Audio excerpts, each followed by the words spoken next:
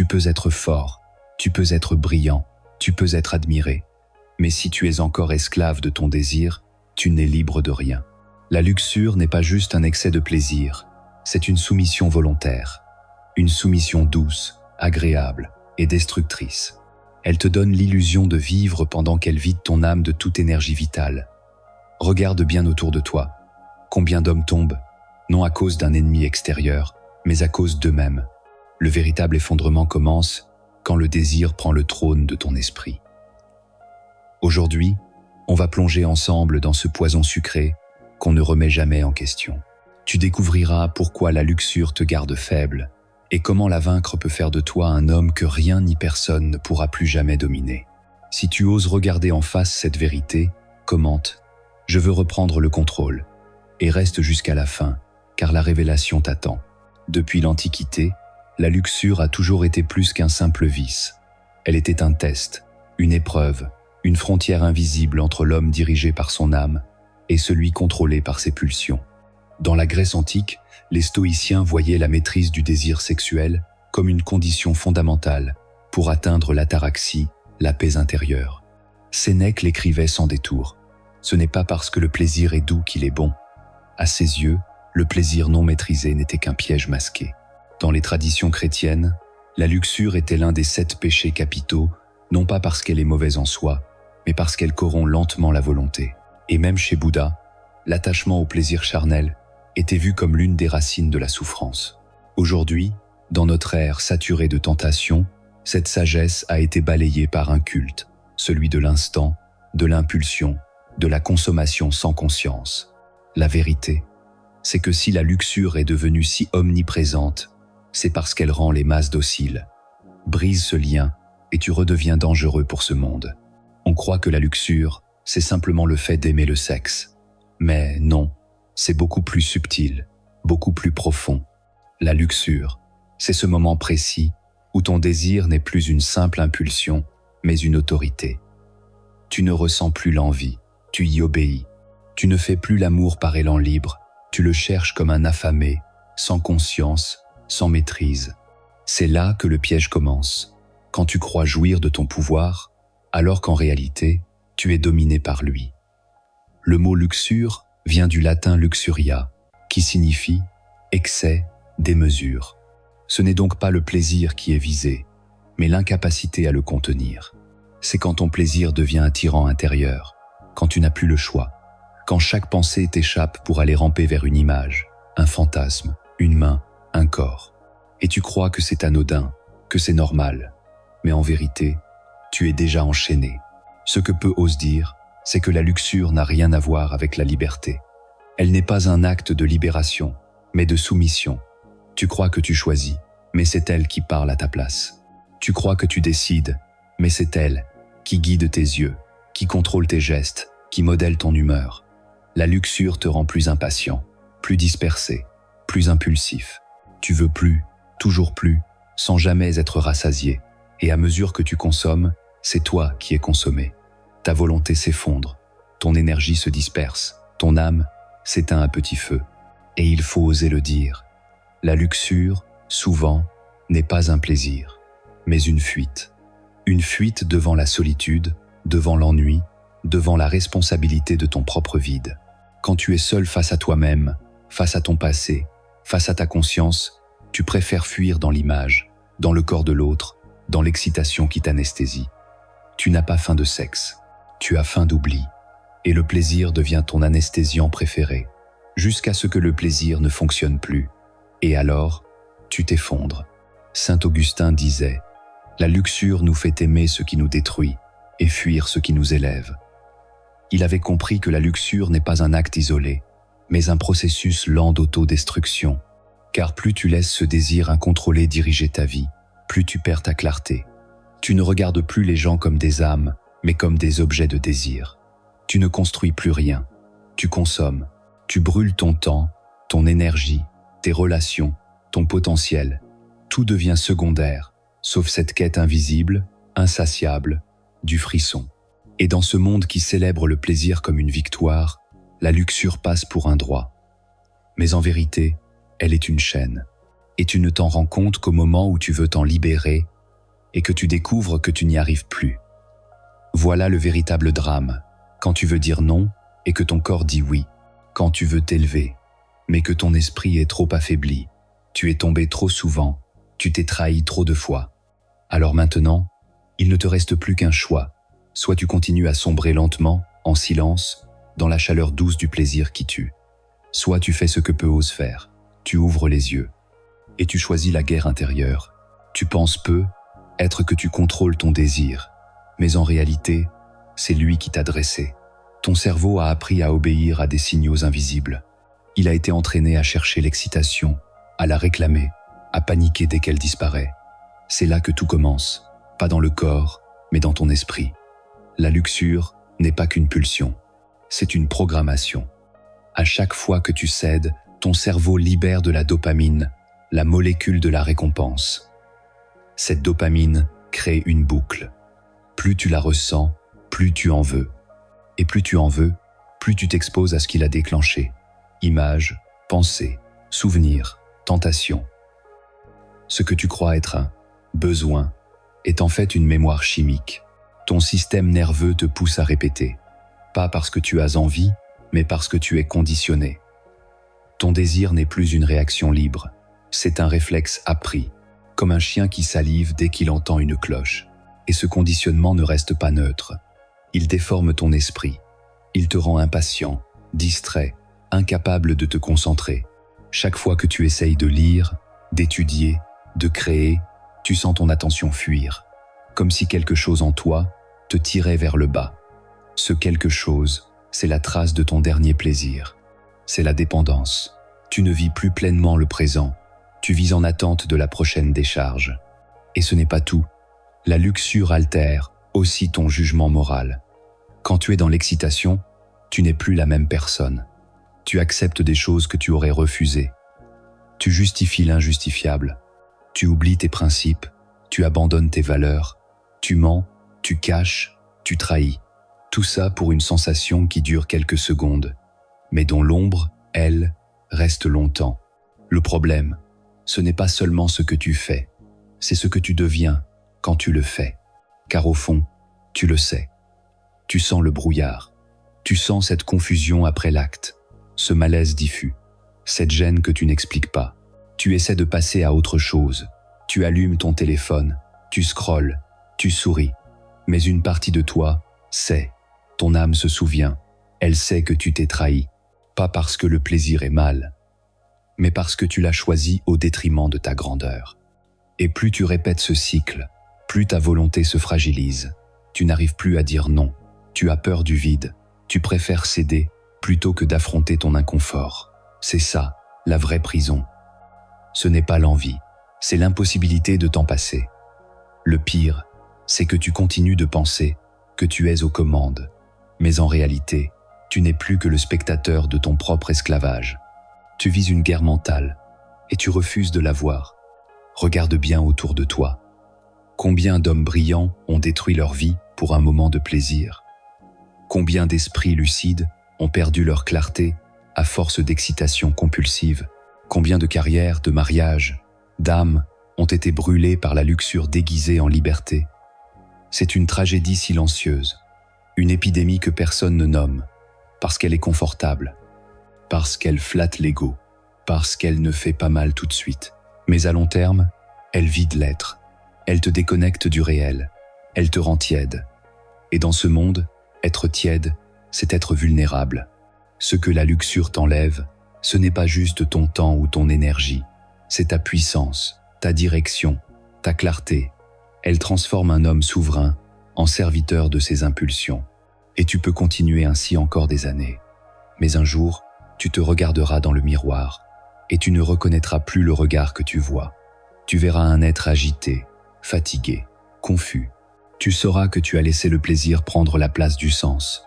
Et c'est ce jour-là, peut-être, que tu commenceras à comprendre que ce que tu prends pour un choix était depuis longtemps une fuite. Le monde aime les apparences. Il te fait croire qu'un homme est fort parce qu'il est grand, musclé, bruyant, charismatique. Mais la vérité, c'est que la force commence dans le silence. Elle commence là où personne ne regarde, dans la solitude de ta conscience, dans ta capacité à te dire « non ». L'homme fort n'est pas celui qui conquiert 1000 femmes, mais celui qui sait refuser l'une seule quand il sait qu'il se perdrait en elle.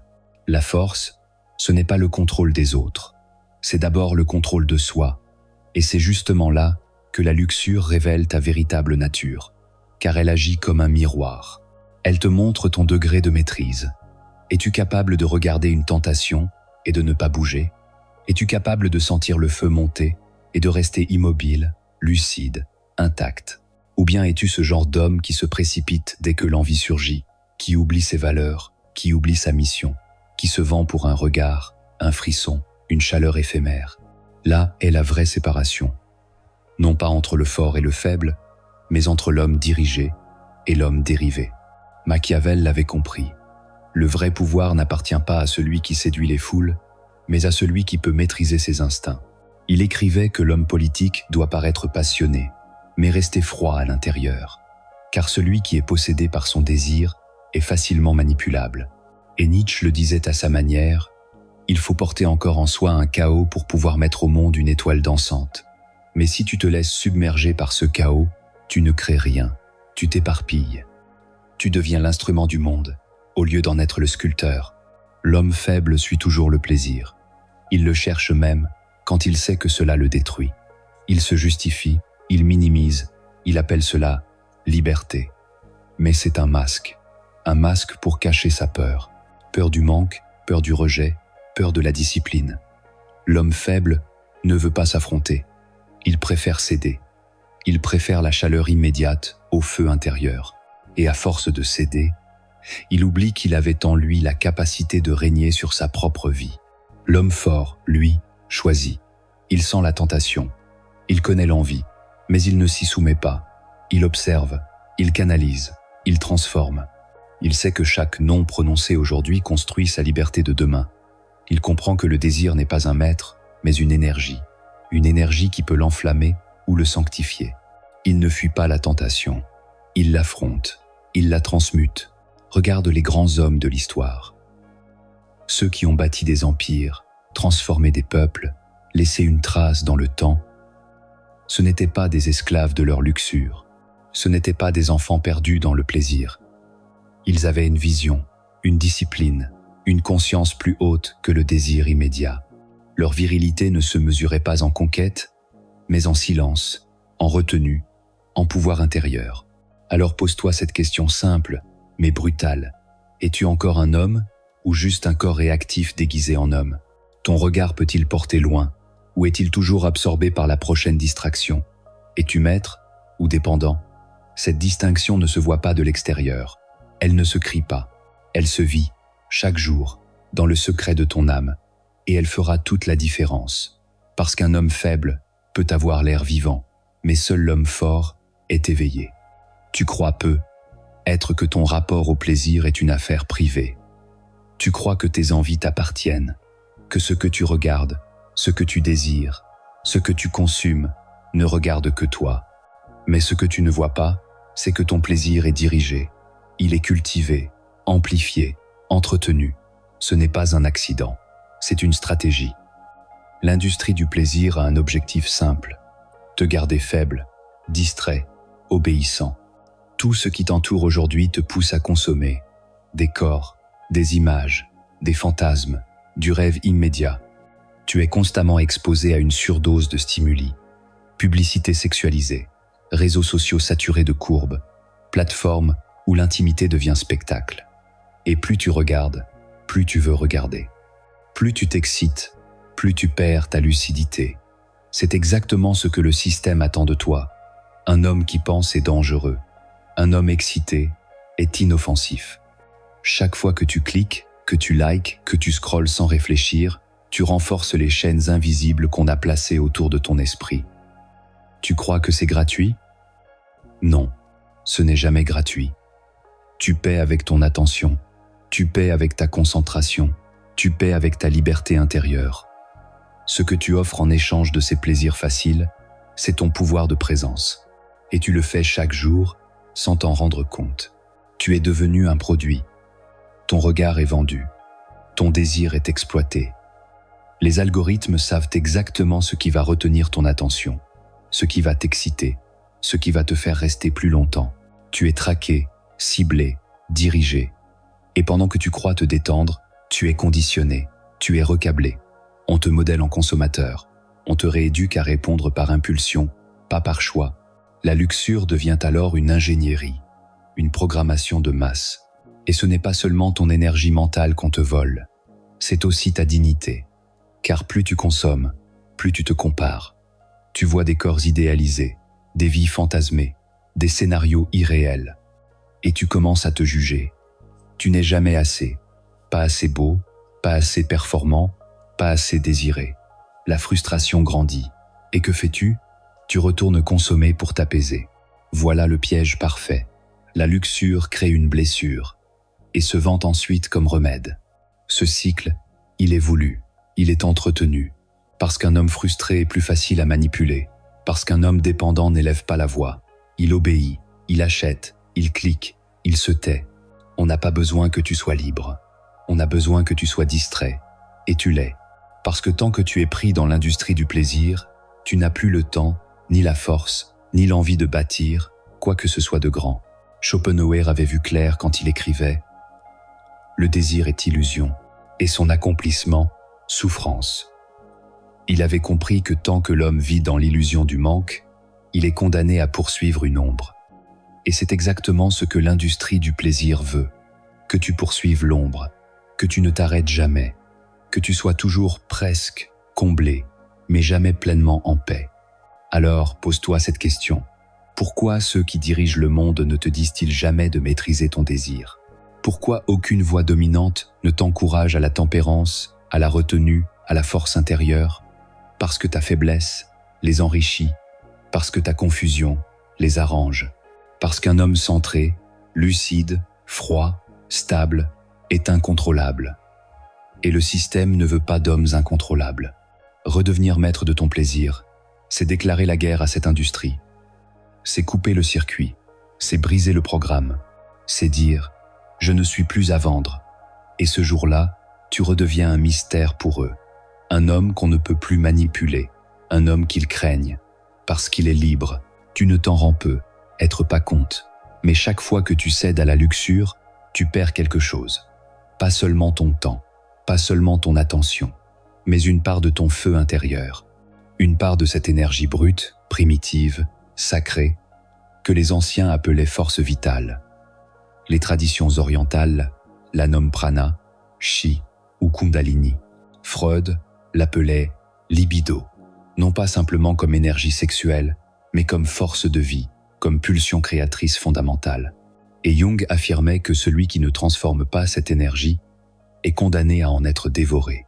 Ce n'est pas un mythe, ce n'est pas une théorie ésotérique, c'est une réalité psychophysique. Ton corps contient une énergie précieuse, une tension vitale, que tu peux soit dissiper, soit diriger. Et la luxure est une fuite continue de cette force. Un gaspillage silencieux de ton potentiel. À chaque excitation sans but, à chaque décharge sans conscience, tu vides un peu plus ton réservoir intérieur. Et ce réservoir, c'est lui qui alimente ta créativité, ta concentration, ton endurance, ta force d'âme. Tu crois que tu es simplement fatigué? Peut être que tu es juste vidé de l'intérieur. Tu la peux être déjà ressenti, cette sensation étrange après l'acte. Pas la détente, mais le vide. Cette sorte de lassitude existentielle qui s'installe, comme si ton âme s'était éloignée un instant. Et si tu l'as ressenti, c'est que tu sais, au fond, que cette énergie ne devait pas être gaspillée, mais sublimée.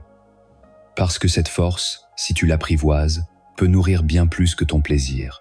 Elle peut nourrir ta parole, ton art, ta vision, ton autorité. Elle peut te donner une présence rare, dense, magnétique. Mais pour cela, tu dois apprendre à ne pas la perdre. L'homme moderne est faible, non pas parce qu'il manque de capacité, mais parce qu'il laisse ses énergies se dissiper dans des plaisirs sans sens. Il se disperse, s'épuise, s'anesthésie. Il ne sait plus canaliser, il ne sait plus contenir, il ne sait plus transmuter. Alors il chute, pas violemment, lentement, comme une flamme qui s'éteint faute d'oxygène. Et il continue de fonctionner, mécaniquement, socialement. mais l'élan est mort. La lumière s'est éteinte. La luxure, en apparence, te donne de la puissance, mais elle t'arrache l'endurance. Elle te rend fragile, instable, émotif.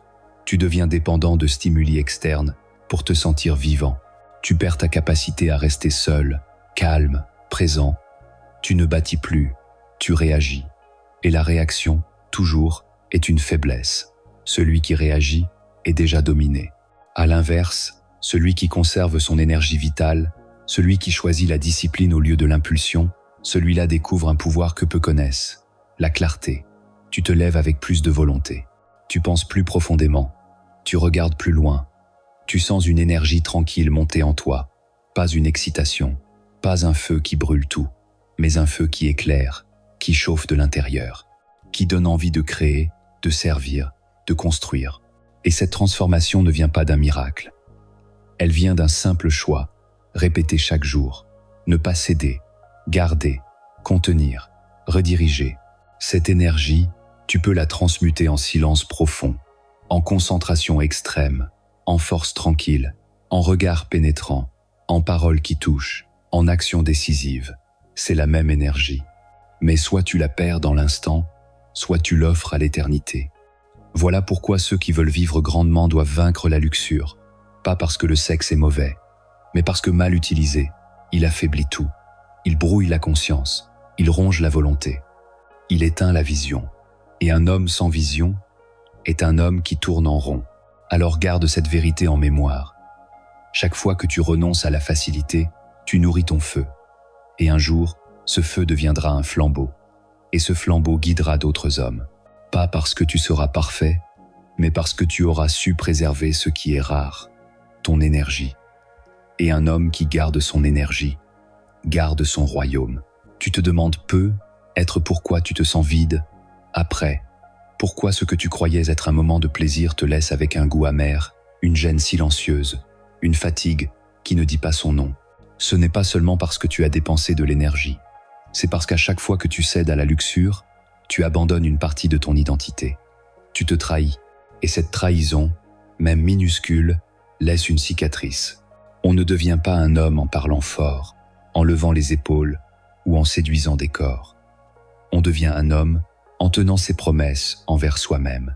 Et la plus sacrée de ces promesses, c'est de ne jamais agir contre ce que tu sais être vrai. Or, quand tu cèdes à la luxure, tu sais que tu aurais pu t'arrêter. Tu sais que tu t'es laissé glisser. Tu sais que tu as choisi la facilité plutôt que la grandeur. Et ton âme, elle, ne l'oublie pas. L'identité n'est pas un concept abstrait. Elle se forge dans l'action. Ce que tu répètes devient ce que tu es. Et si tu répètes la soumission, l'impulsivité, l'abandon, tu deviens tout cela. Même si tu te racontes une belle histoire, même si tu te convaincs que ce n'est rien, que c'est humain, que tout le monde fait pareil. La vérité, c'est que ton être profond sent la dissonance. Il sent que tu vis en contradiction avec ce que tu es censé devenir. Et cette dissonance t'affaiblit. La luxure te vole en silence. Elle te vole ta clarté, ta stabilité, ta solidité. Elle te vole ce regard droit, cette posture digne, cette parole alignée. Et à la place, elle t'offre une excitation brève, suivie d'un malaise long. Tu souris à l'extérieur, tu plaisantes, tu continues ta journée. Mais à l'intérieur, quelque chose s'est fragmenté. Tu t'es trahi, encore une fois, et plus tu répètes ce cycle, plus tu oublies qui tu es. Tu ne reconnais plus ta force, tu doutes de toi, tu deviens irritable, instable, nerveux, tu n'as plus confiance. Tu cherches la validation ailleurs, dans le regard des autres, dans l'excitation, dans le mouvement, parce que tu as perdu le lien avec ta propre verticalité. Tu n'es plus enraciné, tu es flottant. Et un homme qui flotte devient manipulable. Ce que la luxure détruit, ce n'est pas juste ton énergie, c'est ton image de toi-même, ton identité sacrée, ton intégrité. Elle t'amène à regarder les autres non plus comme des êtres, mais comme des objets de désir. Et quand tu fais ça, tu ne les réduis pas seulement, tu te réduis aussi. Tu participes à ta propre déchéance. Tu perds ton axe, tu perds ta couronne. Mais il y a pire encore. Après avoir cédé, tu te juges. Tu ressens la honte. Pas la honte sociale, non. La honte spirituelle. celle qui surgit quand ton âme sait que tu as reculé, que tu as trahi ta propre hauteur. Et cette honte, si tu ne la transformes pas, elle devient poison. Tu commences à croire que tu es ce que tu fais. Tu t'identifies à ta faiblesse. Tu deviens ton erreur. Et c'est là que la chute devient dangereuse. Quand tu ne crois plus que tu peux te relever. Alors souviens-toi de ceci. Chaque fois que tu dis non à la luxure, tu ne fais pas juste preuve de discipline. Tu te reconnectes à ton identité profonde. Tu te souviens que tu es maître, pas esclave. Tu redeviens ce que tu es vraiment, un être capable de contenir, de diriger, de sublimer. Et plus tu répètes cette fidélité à toi-même, plus tu reconstruis ton socle intérieur. Tu retrouves ton regard droit. Tu parles avec autorité. Tu avances avec calme, parce que tu n'es plus dispersé. Ce que tu oublies quand tu cèdes, c'est toi. Mais ce que tu retrouves quand tu résistes, c'est ton nom. Il y a un seuil invisible que peu franchissent. Ce n'est pas un mur physique. Ce n'est pas une barrière extérieure. C'est une ligne intérieure, dessinée dans le silence de ton être. C'est le moment précis où tu choisis, consciemment, de ne plus être dirigé par tes impulsions. Ce moment où tu déclares, non pas à haute voix, mais dans la profondeur de ton âme, je ne fuirai plus. C'est ici que commence la vraie vie. Pas dans l'excitation, pas dans la possession, mais dans la maîtrise, dans le refus lucide, dans l'affirmation de ton être supérieur. La luxure est une force, mais c'est une force brute, animale, primitive. Elle n'est ni bonne, ni mauvaise. Elle est énergie.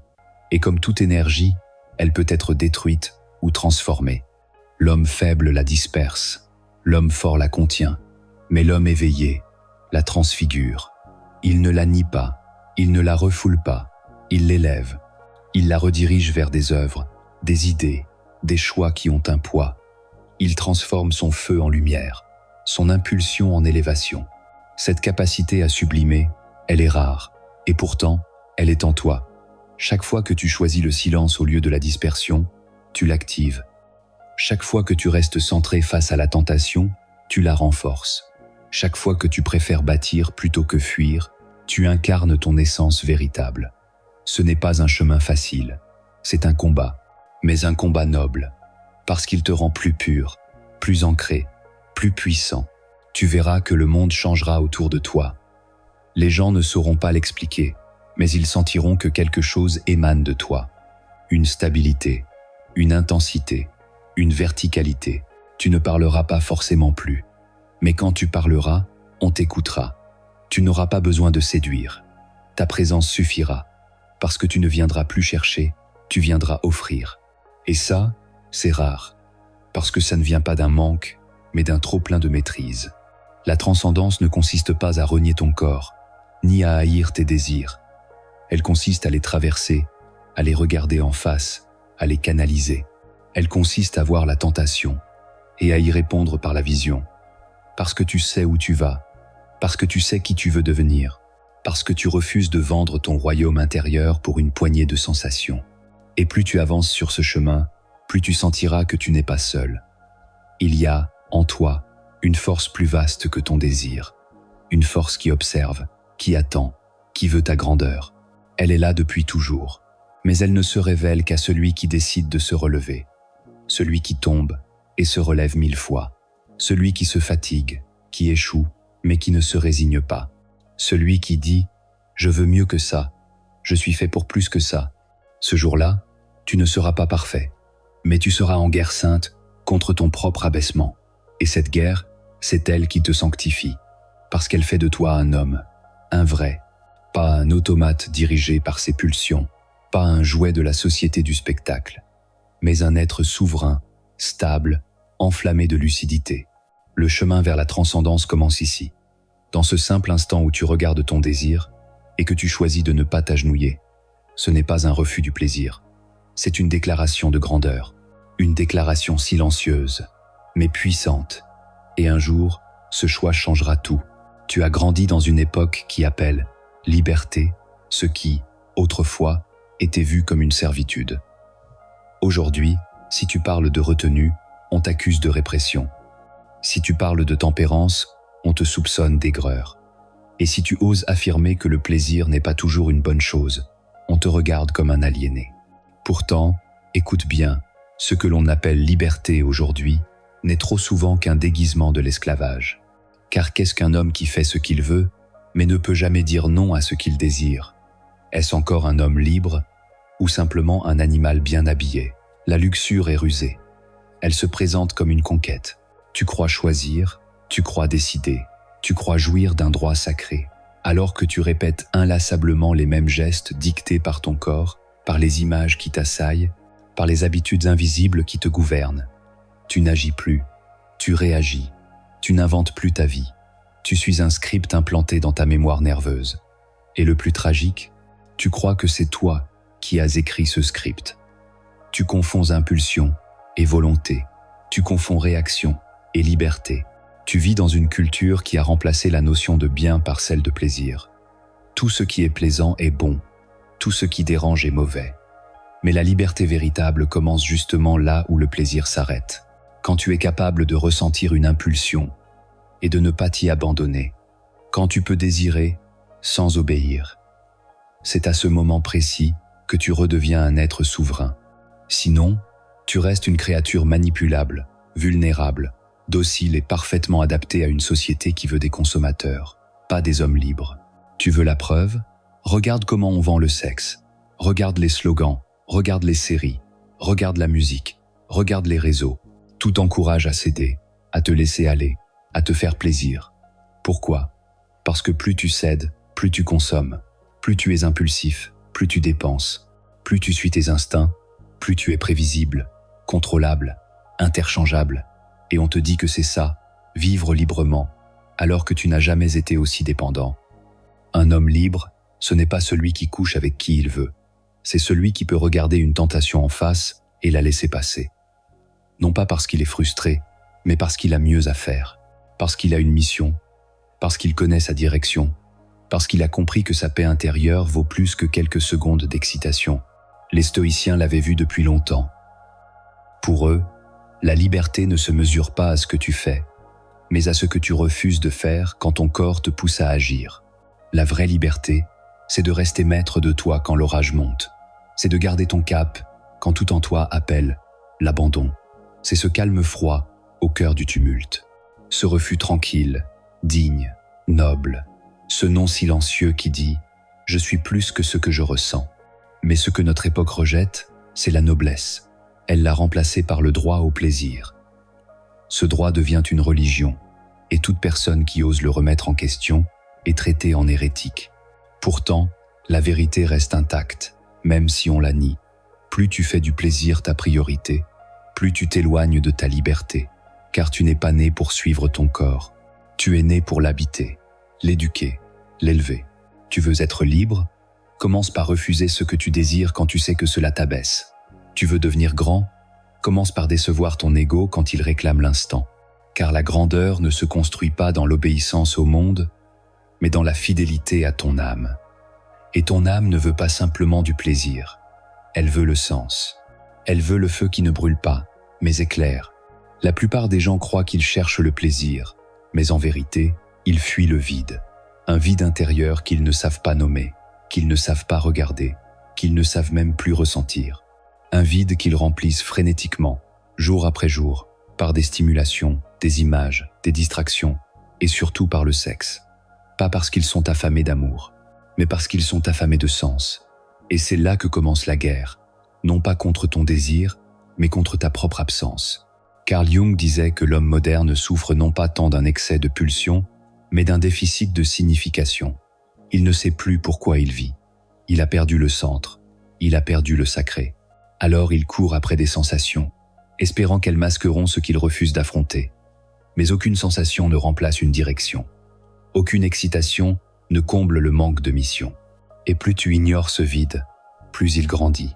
Tu as peu, être déjà ressenti cela, cette agitation sourde en toi, quand tout est calme autour.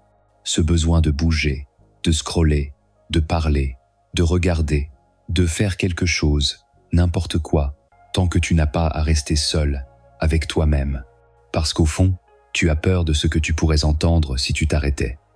Tu pressens qu'il y a en toi un cri étouffé, une mémoire oubliée, un besoin inexprimé.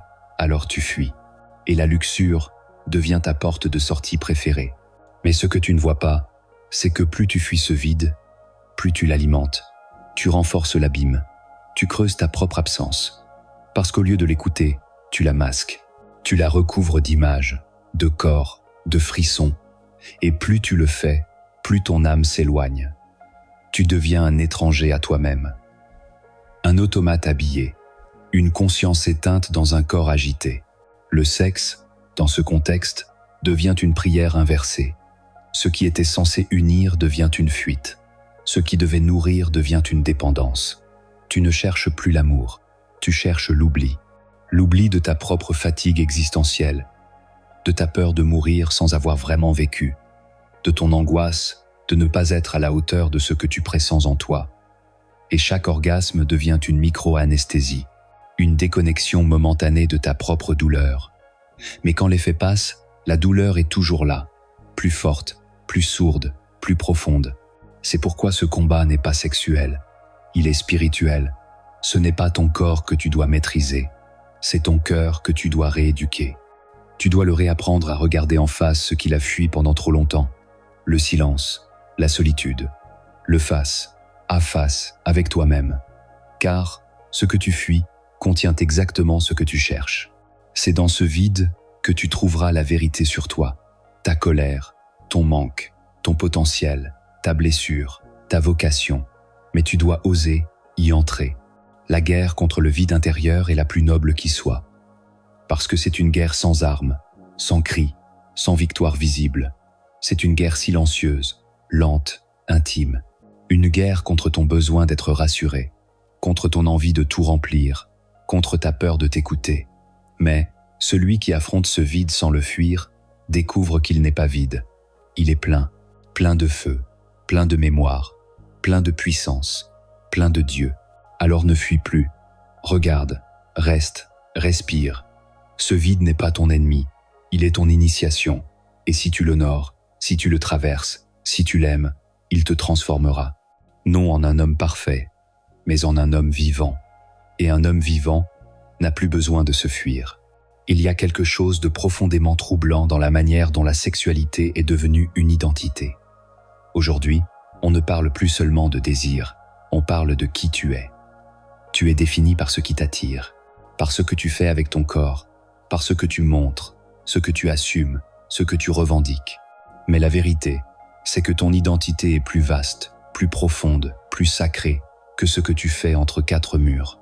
Tu n'es pas réductible à tes pulsions, tu n'es pas ta libido, tu n'es pas ton corps, et tu ne seras jamais libre tant que tu croiras que tu l'es. Ce piège moderne est subtil. Il ne dit pas « sois esclave », il dit « exprime-toi ».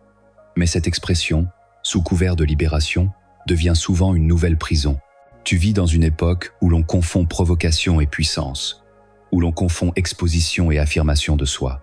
On te dit « affirme-toi par ton corps », mais affirmer, ce n'est pas forcément dévoiler, ce n'est pas forcément séduire, ce n'est pas forcément provoquer. En vérité, plus tu as besoin de montrer, plus tu perds de substance. Ce que beaucoup appellent aujourd'hui « empowerment » n'est parfois qu'un cri de validation. Une tentative désespérée de se sentir exister à travers le regard des autres. Tu crois prendre le pouvoir, mais tu te livres. Tu crois affirmer ta valeur, mais tu la places entièrement entre les mains du monde. Et le monde est cruel. Il te juge, te consomme, puis t'oublie. Et quand il t'oublie, tu recommences. Tu recommences à montrer, à séduire, à courir après l'attention. Et tu t'épuises. C'est le paradoxe de notre époque. Jamais les corps n'ont été autant mis en scène, et jamais les âmes n'ont été autant ignorées. Jamais les discours sur la liberté n'ont été aussi bruyants, et jamais les individus n'ont été aussi dépendants du regard des autres. On confond lumière et projecteur, on confond vérité et performance. Et au milieu de tout cela, on perd quelque chose de vital, la pudeur de l'être. La pudeur n'est pas un enfermement, c'est une dignité, une profondeur, une puissance tranquille. C'est la conscience que ce que tu portes est précieux, que tout ne doit pas être exposé, que certains trésors ne se partagent qu'avec le silence, avec le lien, avec le temps. Et cette conscience, elle est en train de disparaître. Elle est moquée, ridiculisée, piétinée, parce qu'elle ne se vend pas. parce qu'elle ne fait pas d'audience. Mais si tu veux retrouver ton axe, tu devras sortir de cette logique. Tu devras faire ce que peu osent faire aujourd'hui, redevenir invisible pour redevenir vrai. Retirer ton image du marché, retirer ton corps du théâtre et revenir à ton centre. Là où tu n'as plus besoin d'être vu pour être vivant. Là où ton identité ne dépend plus de ce que tu montres, mais de ce que tu portes en silence. Car la vraie puissance ne s'exhibe pas, elle rayonne. Et celui qui rayonne n'a pas besoin de se vendre, il est, et cela suffit. Chaque homme, qu'il le sache ou non, porte en lui une mission. Ce n'est pas toujours quelque chose de spectaculaire, ce n'est pas forcément un empire à bâtir ou un monde à transformer, mais c'est une direction intérieure, une voix muette qui appelle à créer, à protéger, à servir, à incarner. Et cette mission, elle ne se crie pas, elle se ressent, elle vibre dans le silence, dans le travail, dans la discipline, dans l'élan de bâtir quelque chose qui dépasse ta petite personne. Mais ce que la luxure fait, sournoisement, c'est te détourner de cette mission. Elle ne te l'arrache pas brutalement. Elle ne te dit pas « abandonne ta vocation ». Non, elle te distrait, elle t'endort, elle te détourne juste assez longtemps pour que tu perdes le fil. Tu remplaces ta quête par des quêtes, tu remplaces la vision par la pulsion, tu passes de bâtisseur à poursuivant. Tu n'es plus animé par ce que tu veux créer, mais absorbé par ce que tu veux consommer. Il suffit d'observer combien d'hommes brillants, prometteurs, profonds, ont dilapidé leur génie dans la poursuite de plaisirs faciles. Combien se sont éloignés de leur axe parce qu'ils ont cédé à l'appel d'une chair, d'une image, d'un corps. La luxure ne détruit pas toujours d'un coup. Elle érode, elle ronge l'attention, elle disperse l'énergie. Et un homme sans attention est un homme qui ne construit plus rien. Tu vois, l'homme qui vit pour sa mission n'a pas le temps de se laisser distraire par chaque tentation. Il peut ressentir le désir, oui. Il peut être attiré, bien sûr, mais il choisit. Et surtout, il sait que chaque déviation lui coûte quelque chose. Non pas une faute morale, mais un affaiblissement directionnel. Il sait que s'il cède trop souvent, il devient instable. Et qu'un homme instable ne porte rien de durable. Un guerrier ne s'amuse pas avant la bataille. Un architecte ne quitte pas son chantier pour courir après une illusion. Un homme de vision ne sacrifie pas son œuvre pour un moment d'oubli. Voilà ce que tu dois comprendre. La luxure n'est pas juste une tentation du corps. C'est un sabotage lent de ta verticalité. Une ruse pour te faire oublier que tu es né pour plus que cela. Pour bâtir, pour transmettre, pour incarner quelque chose de noble, de solide, de vrai. Et chaque fois que tu choisis ta mission, plutôt que la distraction, tu te réalignes. Tu redeviens porteur de feu. Tu redeviens homme. Dire non. 2 mots simples, mais qui déclenchent une révolution intérieure. Car ce que tu refuses façonne bien plus ta vie que ce que tu acceptes. Un non bien placé peut sauver ton énergie, ta clarté, ton avenir. Et pourtant, c'est ce mot que l'on t'a appris à éviter. On t'a conditionné à céder, à plaire, à suivre le courant. Mais la vérité, c'est que chaque fois que tu ne sais pas dire non, tu es déjà en train de dire oui à ta propre fragmentation. Dire non, ce n'est pas être rigide.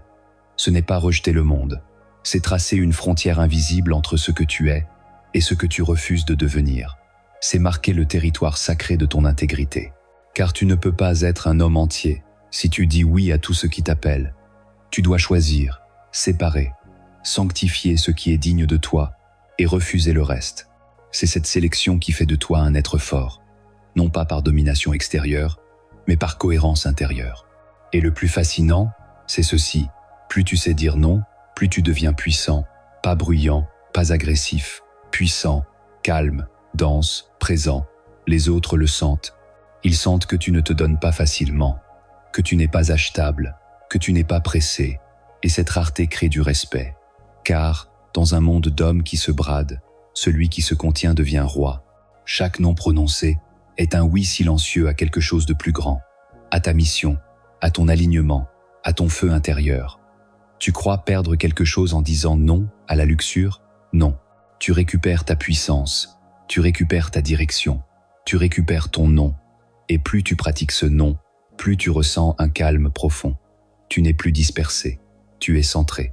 Tu n'as plus besoin de courir, tu marches droit. Tu verras que tout change alors. Ta voix devient plus posée, ton regard plus ancré, tes gestes plus lents, ta présence plus rare, parce que tu n'es plus dirigé de l'extérieur.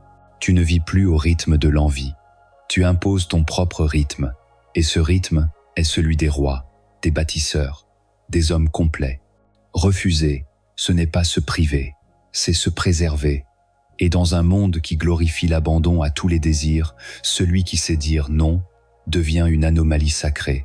Tu as compris. La luxure n'est pas une simple envie à calmer. C'est une force à rediriger, une épreuve à traverser, une guerre à mener.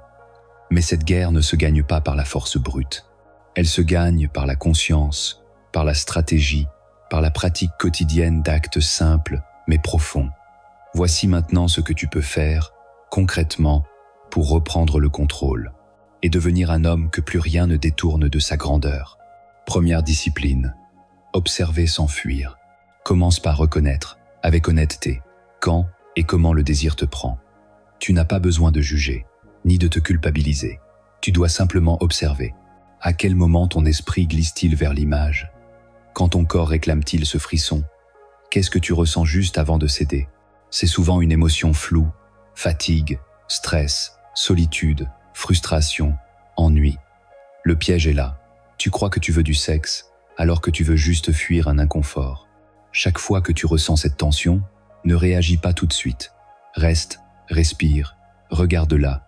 C'est dans cet instant précis que tu reprends le pouvoir. Deuxième discipline, la rétention consciente. Tu n'es pas obligé de tout refouler. Tu n'as pas non plus à tout satisfaire. Tu peux apprendre à contenir. C'est une voie millénaire. Dans les traditions orientales, comme dans certaines voies mystiques, on apprend à retenir l'énergie sexuelle non pas pour l'étouffer, mais pour la transformer. Tu peux pratiquer la continence, l'abstinence choisie, ou simplement l'économie d'énergie. Ne gaspille pas cette force dans des décharges compulsives. Sans la monter, garde-la en toi et offre-la à quelque chose de plus élevé. Ton travail, ta prière, ta méditation, ton corps, ta mission, c'est le même feu. Mais, au lieu de brûler, il éclaire. Troisième discipline. Des rituels d'ancrage. Le désir surgit souvent dans les moments creux. Quand tu es seul, quand tu es inoccupé, quand tu es sans direction. Crée-toi des rituels solides. Le matin, commence par un moment de silence, d'écriture ou de prière. Respire profondément. Redemande-toi chaque jour, qui veux-je devenir? Garde cette réponse près de toi. Chaque soir, purifie ton regard. Ne dors pas avec des images de soumission dans la tête. Dors en paix, dors en puissance. Dors en ayant gagné au moins une petite victoire sur toi-même. Quatrième discipline, le jeûne numérique. Tu ne peux pas te libérer de la luxure si tu restes exposé à tout le temps. Ton environnement doit devenir ton allié, pas ton ennemi. Supprime les comptes toxiques. Éloigne-toi des flux d'images qui t'affaiblissent. Instaure des jours sans écran. Apprends à fermer les yeux, littéralement. Repose ton regard, reviens au réel. Sans le vent, la pierre, la peau, le bois. Reconnecte-toi au monde physique, car c'est dans l'excès de virtuel que la luxure prend racine. Cinquième discipline, l'entraînement du corps. Ton corps a besoin d'efforts, de direction, de limites. Si tu le laisses inactif, il cherchera l'excitation ailleurs. Fais du sport, tous les jours, même 20 minutes. Sueur, respiration, dépassement. C'est une manière de discipliner ton énergie, de l'épuiser proprement, de la réorienter. L'exercice physique ne tue pas le désir, il le canalise. Et il renforce ton estime de toi.